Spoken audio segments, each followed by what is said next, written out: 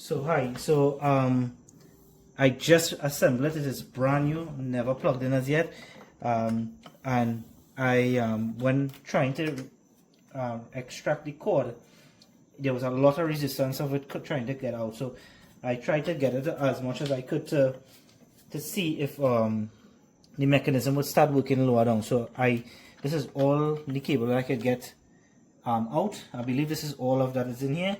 The auto retract button is not working. Even if you try to pull this here, you're not getting anything else again here. And just to show, it's a brand, the filter has not been used as yet. The machine actually has not been used. I just assembled it, and the last thing I did was to retract on reel the cord to plug it in to see, and it's not working. Action.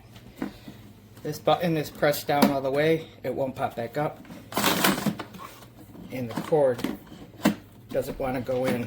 You can't just press it and the cord doesn't go in. You got to play with it and it's stuck.